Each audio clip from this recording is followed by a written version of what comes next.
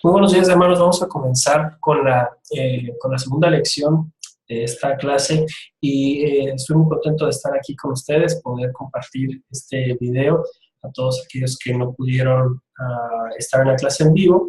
Entonces, grabé este video para ustedes. Vamos a tratar de que sea un video un poco más sencillo, más directo hacia los temas que establecimos a la hora de dar la clase.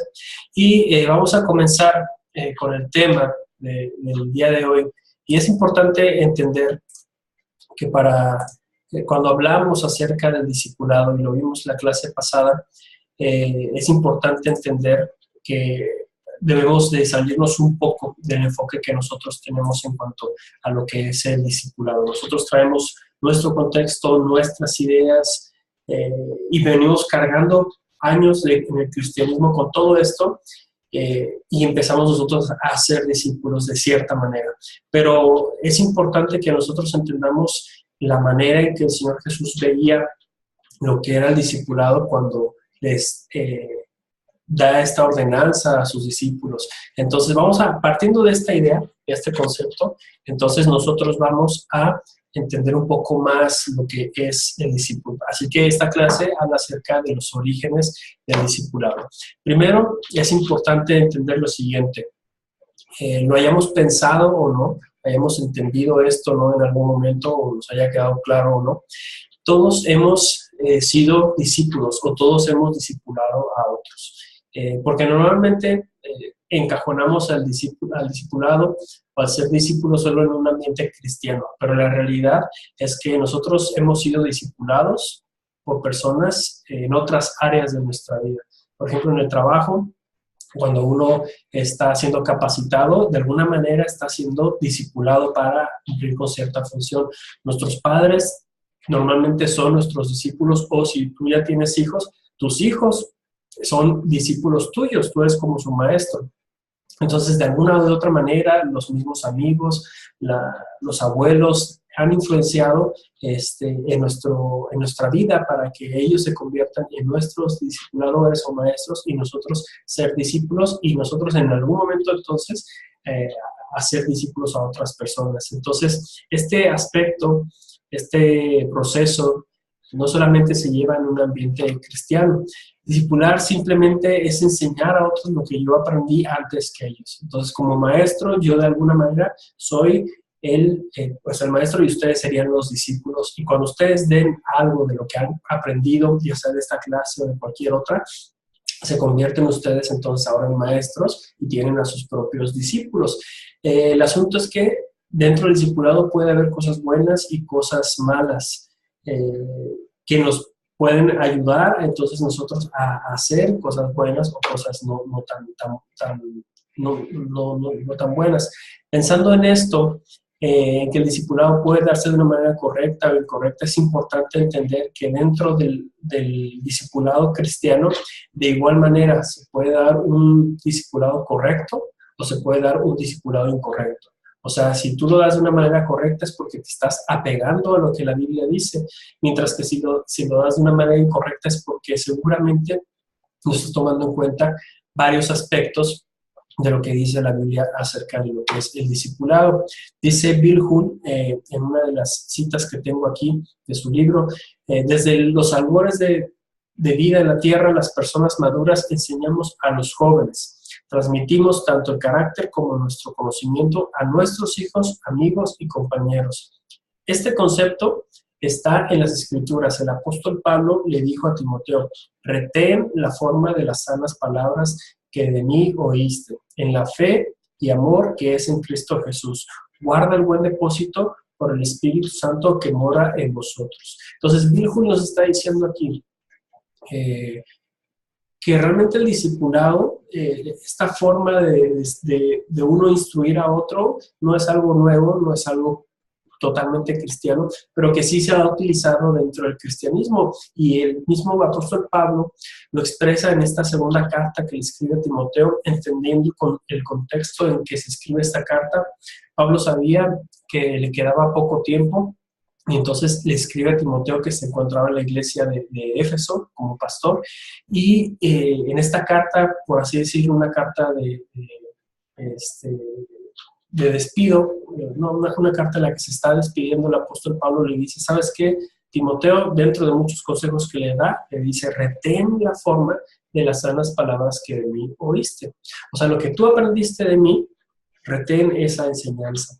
Retén esa enseñanza acerca de la fe y del amor que es en Cristo Jesús. Entonces, Pablo había sido un maestro para Timoteo y le dice Pablo a Timoteo, tú tienes que retener esa enseñanza que yo te di.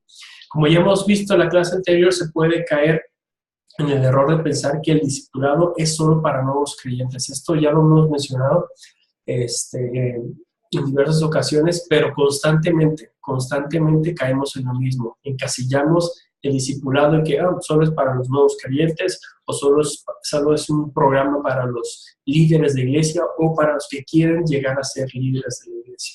Y debemos de quitarnos esa idea de nuestra cabeza y entender que el discipulado es un estilo de vida. Yo soy discípulo de Cristo, por lo tanto, toda mi vida es un discipulado. Toda mi vida estoy creciendo para llegar a la medida de Cristo Jesús. Entonces, entendiendo eso y poniéndolo en nuestra mente, debemos de quitar entonces todo este tipo de ideas que seguramente en nuestra iglesia han surgido. Por lo tanto, en esta clase vamos a ver ejemplos en la manera en que se lleva a cabo el discipulado en el primer siglo y los inicios de la iglesia para no caer o seguir cayendo en los errores que ahora se cometen. Y esta es la clave de todo esto. Entender de qué manera el Señor Jesús, qué es lo que Él quiso decir cuando les mencionó y les ordenó a sus discípulos, hagan discípulos. Cuando el Señor Jesús da esta ordenanza, ¿a qué se refería exactamente con ser discípulos? Así que eso es lo que vamos a entender, cómo se hacían discípulos en ese entonces, en el primer siglo, en los tiempos del Señor Jesús, incluso un poco antes, para que nosotros podamos tener la idea real, no lo que nos han enseñado, o no es lo que la sociedad ha empezado a desarrollar en la actualidad, sino ese concepto en los que el Señor Jesús estableció cómo era ser un discípulo. Para eso necesitamos tener un contexto y es de mucha importancia entender que en el momento en que el Señor Jesús ascendía a los cielos, le dijo, haced discípulos. Estaba tomando en cuenta no solo el contexto del pueblo judío y la forma en que ellos llevaban a cabo el discipulado, pero también pensaba en lo que significaba ser un discípulo con un contexto grecorromano cultural que terminó siendo de gran influencia tanto a judíos como al resto del mundo. Entonces, el Señor Jesucristo cuando dice estas palabras tiene un contexto. No es el mismo contexto que nosotros tenemos. Por eso debemos entender cuál era el contexto del Señor Jesucristo. Así que vamos a ir a lo que fue el discipulado grecorromano. Fíjense bien esta cita que tenemos ahí en Hechos 17, 22, 23. Es Pablo diciéndole esto a los atenienses. Varones atenienses, en todo observo que sois muy religiosos, porque pasando y mirando vuestros santuarios, hallé también un altar en el cual estaba la inscripción al Dios no conocido, al que vosotros adoráis, pues sin conocerle es a quien yo os anuncio. Entonces Pablo está en Atenas y pasando entre las calles, entre los lugares donde estaban, digamos, esos altares que tenían los atenienses, ve este altar, un altar específico donde está una inscripción que dice al Dios no conocido. Y Pablo se agarra de ahí para entonces enseñarles a aquel Dios que él sí conoce.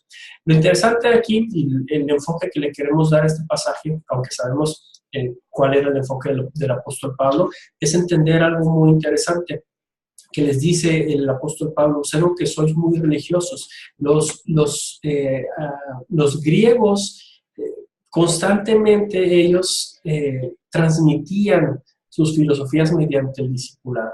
Ellos entendían el concepto de lo que era ser un discípulo y lo que era ser un maestro. Y entonces ellos iban transmitiendo toda aquella cultura, toda aquella filosofía que ellos tenían para entonces dársela a un discípulo y el discípulo a su vez en algún momento dársela al siguiente discípulo. Entonces, ellos entendían con claridad cuando se referían al aspecto de lo que es ser un discípulo. Como vimos la clase pasada, la palabra griega para discípulo es mathetes, o sea, incluso la palabra que nosotros utilizamos como discípulo viene del mismo griego. Entonces, ellos entendían perfectamente lo que era esta palabra.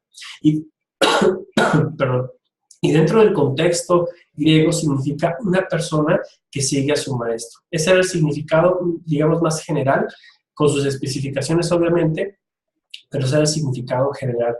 Y los grandes filósofos griegos como Platón, Sócrates, Heródoto y otros más utilizaban la palabra para referirse al aprendiz como discípulo. Entonces, estos grandes filósofos entendían que la vida del discípulo conllevaba el aprendizaje. Ellos entendían cuando alguien llegaba ante ellos y le decía, quiero ser tu discípulo, entendían perfectamente qué es lo que esta persona tenía que hacer, qué es lo que el discípulo tenía que empezar a hacer. Entonces, dice Virgil, 500 años antes del nacimiento de Cristo, un discípulo era el individuo que se comprometía por completo a seguir a un sabio maestro. El significado siguió siendo el mismo hasta los tiempos del Señor Jesús, lo que provee nuestra primera e importante pista acerca de lo que Jesús quiso decir cuando ordenó a sus discípulos a que hicieran discípulos. Entonces, volvemos al mismo punto y esa va a ser esa es nuestra premisa, ¿no? El Señor Jesús, delante de sus discípulos, a punto de ascender a los cielos, vayan y hagan discípulos. ¿Qué es ser discípulos? Bueno, ellos lo entendían, nosotros estamos en ese proceso, pero ellos sabían a lo que se refería, porque tenían no solamente su contexto como hebreos, y ahorita vamos a hablar acerca de eso, pero también entendían el contexto griego, ese contexto grecorromano, acerca de lo que era hacer discípulos. Pensando en el discipulado hebreo, y vamos a enfocarnos ahorita en este sentido, mientras que la filosofía griega apuntaba a encontrar la verdad a través de diferentes direcciones, la filosofía hebrea entendía que solo había un camino a encontrar la verdad, y esto era muy evidente. La cultura griega y la cultura romana tenían esta característica de mientras iban conquistando pueblos, iban adoptando los dioses y las creencias de esos pueblos. ¿Para qué? Pues para que simplemente las personas que empezaban a ser cautivas en su imperio, pues no dieran tanto problema en sí, sino que aceptaran entonces esta nueva autoridad de parte de los griegos y los romanos, sí, de la cultura greco-romana, pero sin que fuera tan duro la manera en que ellos los gobernaban. Entonces les permitían tener sus dioses, les permitían tener sus creencias, y esas mismas creencias iban siendo adoptadas. Por lo tanto, un filósofo empezaba a tener ciertas ideas de lo que conocía, de lo que entendía, y un discípulo lo seguía, pero el discípulo entendía que esta era la verdad de este maestro, pero que había otros maestros que enseñaban otra cosa y que seguramente también estaban en lo correcto. Esa es la manera en que se llevaba a cabo el discipulado grecorromano. Pero el discipulado hebreo tiene que ver más con, hay una sola verdad. Hay una sola verdad, hay un solo Dios, y entonces a Él es al que nosotros vamos a enseñar. A Él es al que nosotros vamos a conocer. Y eso es lo que se iba transmitiendo en el discipulado hebreo. Esa es la gran diferencia que hay entre el discipulado grecorromano al hebreo. El equivalente hebreo del discípulo es talmid, pensando en la palabra como discípulo, sería talmid, que significa el enseñado. Otra palabra que se utiliza es limud, que significa habituado. Estas eran las palabras que se utilizaban más comúnmente en relación a lo que el maestro enseñaba, el maestro que enseña, y el alumno que era capacitado. Y sobre todo el enfoque de estas dos palabras tiene que ver más con la relación. No solamente era como un maestro que te da una clase 2-3 horas y después no sabes nada más de él, sino solamente lo conoces a través de la clase. No, aquí era una relación constante entre el alumno y el maestro. Y aunque no encontramos muchas veces estas dos palabras en el Antiguo Testamento, el ejemplo de estas dos palabras sí se puede ver en varias ocasiones en el Antiguo Testamento. Por ejemplo, Moisés y Josué. es posiblemente que esta relación entre Moisés y José sea la primera que se ve en la Biblia como esto, como un maestro-discípulo. Ahora, hay que ser claros, realmente cuando uno eh, está leyendo el Pentateuco, sobre todo desde el Éxodo al Deuteronomio, no encuentra como una situación en la que digas, aquí se ve con claridad que era consciente Josué, que era discípulo de Moisés. No se ve algo así tan, tan notorio, pero en la práctica sí se alcanza a notar. Posiblemente era un discipulado un tanto pasivo, en el sentido de que no estamos poniéndonos de acuerdo en que tú vas a ser mi maestro y yo voy a ser tu discípulo, pero yo asumo que tú sabes más, por lo tanto soy tu discípulo, y seguramente Moisés asumía que el siguiente líder tenía que ser alguien como Josué, así que lo empezó a preparar. Entonces, podemos ver eso, y Josué aprendió grandes cosas de Moisés, ¿no? Las decisiones buenas y malas que tomó Moisés, Josué las aprendió. La relación que tenía Moisés con Dios, aprendió mucho de eso también Josué, y cómo dirigir a toda una nación. Entonces, podemos tener esos ejemplos en la Biblia. También tenemos a los profetas. Samuel era un claro ejemplo en este sentido. Tenía seguramente un grupo de discípulos que iban aprendiendo acerca de él. Hay un ejemplo ahí en 1 Samuel 10:5. Pero también encontramos otros casos, por ejemplo, el de Elías con Eliseo. Se nota esa relación constante de lo que era ser un discípulo y ser un maestro en ese entonces. Así que encontramos esos ejemplos en la Biblia. Y durante el primer siglo también hay varios ejemplos en cuanto a lo que era un discipulado. Dice Bill Hood, el mundo del Medio Oriente en el que Jesús nació estaba sumergido en la tradición del aprendizaje. Había varias escuelas de enseñanza religiosa que sostenían su postura con gran pasión. Y una pregunta que hago en clase sería, en base a los registros de los evangelios, ¿cuáles eran las escuelas de enseñanza religiosa en Israel? Y bueno, hay algunas que podemos nosotros tomar en cuenta, pues el fariseísmo, ¿no? Son como, se les decía como sectas, pero al mismo tiempo eran esas escuelas que enseñaban acerca de aspectos religiosos, fariseos, saduceos, escribas. Entonces, todas estas personas y todos los líderes de estas escuelas, de alguna u otra manera, llevaban el discipulado a cabo. Ellos tenían sus propios alumnos o discípulos, y ellos aprendían de sus maestros. Así que tenemos registro de esta manera de llevar un discipulado mucho más cercano. Había otras escuelas que no eran tanto religiosas, pero que igual se pueden tomar en cuenta, como los celotes. Esto tenía un aspecto más político, pero de igual manera eran maestros con sus seguidores o con sus discípulos, aprendiendo de estas creencias que ellos tenían para entonces seguir desarrollando, en el caso religioso, el ministerio, y en el caso específico de los celotes, los políticos, el aspecto político, bueno, seguir con esos planes, esas ideas que tenían para mejorar la nación de Israel. Algunas características del discipulado del primer siglo es que tenían la decisión de seguir a un maestro. El discípulo tenía la opción de escoger su maestro siempre y cuando cumpliera con ciertas normas que pedía el maestro. Esto en alguna manera es un tanto parecido a nuestro tiempo.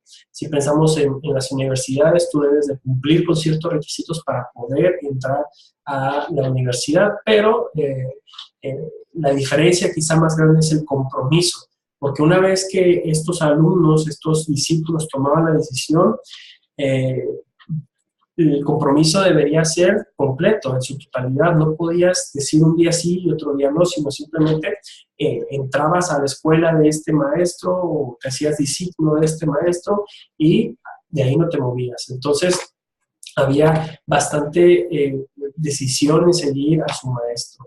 También memorizaban las palabras de los maestros. En la antigüedad no existía o no se tenía la facilidad de tener en dónde escribir, ¿no? Incluso muchas personas no sabían ni leer ni escribir. Entonces, la manera más sencilla de pasar la información, las enseñanzas, era a través de la tradición oral. ¿Qué es esto? Bueno, que las personas, digamos como discípulos, escuchaban a su maestro y ellos memorizaban estas palabras, esta enseñanza que estaba diciendo, y lo guardaban para ellos mismos, y en algún momento lo transmitían a sus siguientes discípulos. Entonces, esa era la tradición, tenían una facilidad para la memorización, como quizá ya no la tenemos ahora. Nosotros tenemos otras facilidades, como el poder escribir de una manera más rápida. Tenemos la capacidad de poder usar una computadora y escribir rápidamente. Entonces, nosotros tenemos esas facilidades, ellos tenían las suyas y en el caso específico era la memorización.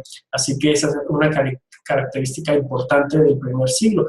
En este tiempo, aunque lo hemos dejado quizá a un lado, es importante retomar el asunto de la memorización, sobre todo la memorización de la palabra del Señor. Tercero, aprendizaje de la manera de ministrar del maestro. Entonces, el discípulo aprendía y copiaba la manera en que el maestro guardaba la ley y cumplía con las tradiciones. No solamente era el conocimiento de este maestro transmitido a el discípulo, sino que el alumno, el discípulo, veía cómo ese maestro guardaba la ley, cómo cumplía con cada uno de los aspectos de la ley o de las tradiciones, y entonces este discípulo lo llevaba a cabo de la misma manera, ¿no? Hay que recordar que, sobre todo pensando en los fariseos, tenían demasiados rituales para hacer las cosas. Y bueno, los discípulos de esos fariseos iban aprendiendo esos mismos rituales, iban aprendiendo a cómo el maestro estaba cumpliendo con la ley y cómo cumplía también con las tradiciones. Cuarto, la imitación de la vida y carácter del maestro. El llamado más alto que tenía un discípulo es hacer igual a su maestro, por lo que no solo en aspectos de la enseñanza, sino de la vida diaria eran imitados los maestros por sus discípulos. ¿Qué significa esto? Que posiblemente el maestro movía las manos de una manera cuando explicaba algo, los alumnos copiaban esas mismas formas, ¿no? Quizá los gestos, su manera de caminar. Incluso he leído en algunos libros que algunos alumnos tomaban la oportunidad en algún momento de meterse a escondidas a casa de los maestros para ver cómo los maestros desarrollaban su vida en casa, ¿no? O sea, cada cuestión, ¿no? En cada situación ahí dentro de su casa, en la intimidad, ellos veían todo eso y aprendían y lo imitaban.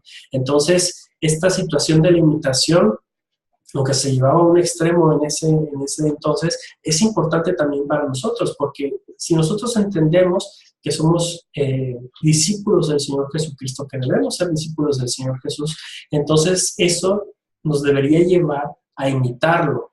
Como dice Pablo, imítenme a mí porque yo imito a Cristo. Estamos imitando o tratamos de imitar lo que Pablo dice. ¿Por qué? Porque al final él mismo es un imitador del Señor Jesús. Entonces, esta situación de imitar debería ser algo que nosotros tomemos en cuenta. ¿Cómo sabemos qué imitar del Señor Jesús? Tenemos que ir a la Biblia, tenemos que acudir a la palabra y a través de ella entonces nosotros ver la manera en que el Señor Jesús actuaba, qué es lo que enseñaba, qué es lo que entendía de ciertos conceptos, qué es lo que opinaba de ciertas situaciones, y eso mismo nosotros hacerlo. Por último, la última característica es que cultivaban sus propios discípulos.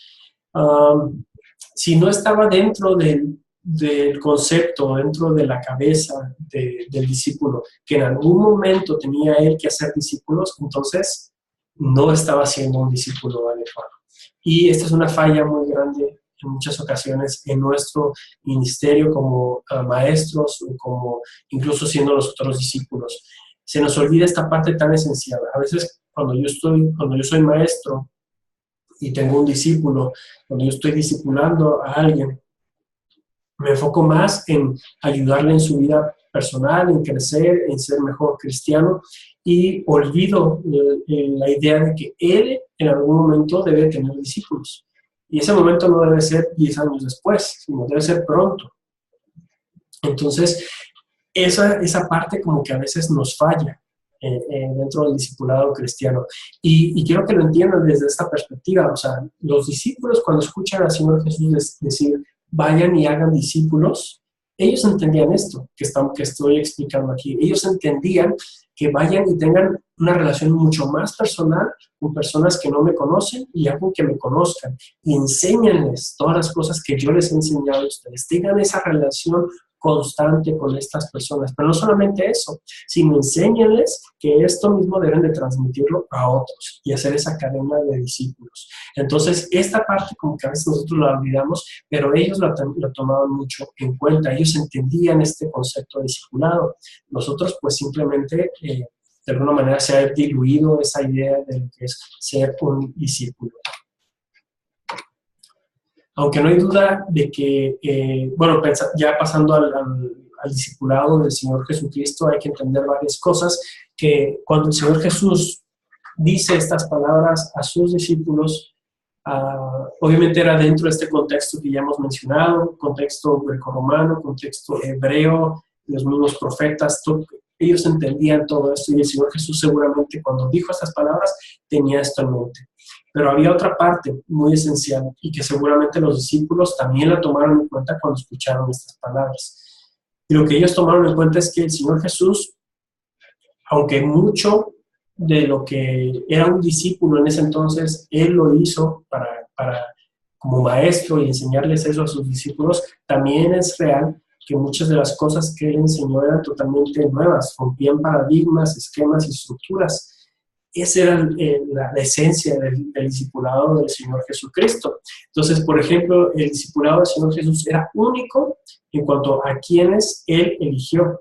Y dice aquí Virgul que Jesús eligió a hombres que contaban con el material más básico para ayudarlo a rescatar al mundo, comenzando en Jerusalén. Ellos tenían pasión y hambre espiritual, pero eran lo suficientemente comunes como para trabajar fuera del sistema religioso. Tenían que renunciar a muchas cosas, pero algo a lo que no tendrían que hacerlo era a una carrera religiosa. Tal vez nada paralizaba más la transformación personal del líder que la probabilidad de perder su carrera religiosa. Y esto es bastante interesante porque nosotros, si ya lo aplicamos a nuestro presente, cuando pensamos en discipular a alguien, pues normalmente queremos que esa persona me caiga bien, que sea una persona importante, que sea una persona que se deje moldear, que quiera realmente, que está comprometida con el Señor. Queremos ese tipo de personas para no batallar. Pero el Señor Jesucristo se salió de todo ese esquema, de toda esa manera de ver las cosas y dijo, yo voy a escoger a hombres comunes. A esos hombres comunes voy a hacerlos mis discípulos. El Señor Jesús quizá hubiera dicho, bueno, si quiero tener un impacto real en este pueblo, en el pueblo judío, voy entonces a tratar de hacer discípulos a aquellas personas que son líderes del pueblo judío, pero no. Él no agarró a esas personas, él agarró a pescadores, incluso agarró personas que delante de la sociedad eran mal vistas. O sea, un pescador no era mal visto, pero no era una persona importante.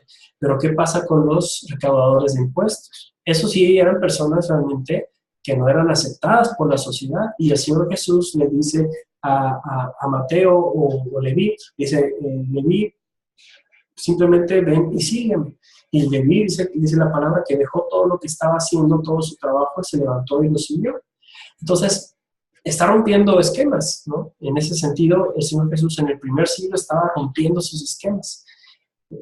Agarraba personas comunes y corrientes y las hacía sus discípulos. Y una situación también que seguramente el Señor Jesús tomaba en cuenta era lo que menciona Virgul aquí al final de esta cita, que estas personas religiosas seguramente no estaban dispuestas a perder su lugar dentro de su liderazgo, digamos, si estaban en las escuelas de los fariseos o los saduceos, no iban a estar dispuestas a soltar eso. Por lo tanto, era como que muy difícil tomarlos a ellos como sus propios discípulos. ¿Qué áreas personales qué área personal complica más en que seas un verdadero discípulo de Cristo? Y esta es una pregunta que necesitamos todos hacernos, no tanto pensando en los que van a ser mis discípulos, sino personalmente. ¿Qué área mía complica el que yo sea un verdadero discípulo de Cristo? Y cuando estábamos en la clase, algunos de los hermanos decían, bueno, a veces es el tiempo, tengo tantas ocupaciones, tantas cosas que hacer que me olvido de ser un discípulo de Cristo. ¿Y qué es ser un discípulo de Cristo? Primeramente es fortalecer mi relación con Él, aprender más de Él, imitarlo.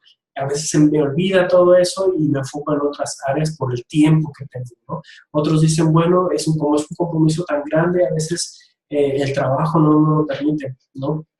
O a mi familia que está en contra de que yo sea un creyente, a veces complica esta tarea, ¿no? De dedicarme al 100 a ser un discípulo del Señor Jesucristo. Hay varias áreas, ¿no? Y a veces ni siquiera tienen que ser áreas tan fuertes. Hay momentos en los que, por ejemplo, uno está simplemente cansado en un día y no toma tiempo para dedicarle al Señor, ¿no? Para estar en relación con Él, y simplemente dice, no, yo quiero ir a descansar. Entonces, a veces son pequeños detalles que pasan, no siempre, sino que en algún momento, pero que de alguna manera son áreas que van complicando nuestra identidad real como discípulos del Señor Jesús. El discipulado del Señor Jesús también era único porque redefinió lo que es un discípulo. Mientras que las escuelas en ese entonces y los maestros con sus discípulos decían, yo te transmito este conocimiento y tú puedes llegar hasta ser como yo, y después tú tienes que tener tus propios discípulos. El Señor Jesús les dijo, no, ustedes van a reclutar discípulos, pero para mí, porque yo voy a ser el maestro y nadie puede ser como yo.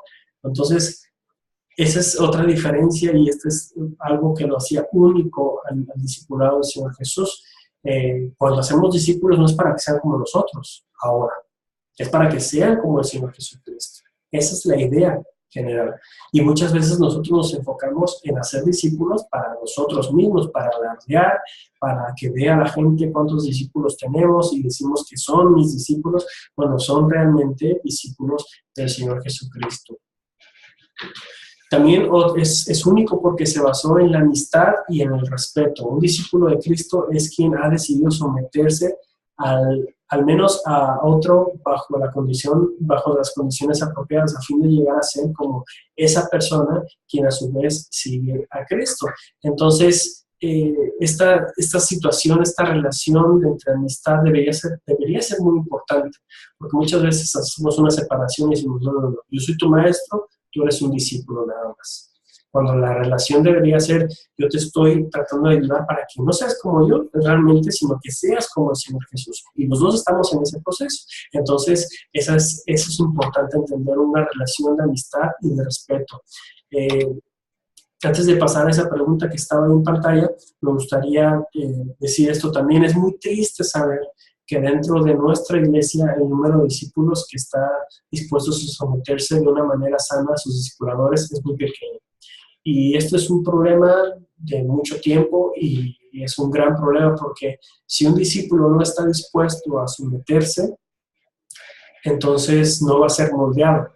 Ahora, no significa esto que el maestro deba ser duro y deba ser autoritario y mucho menos, sino estamos hablando de un sometimiento de decir, bueno, si mi maestro me confronta en algo que estoy haciendo mal, lo hago bien.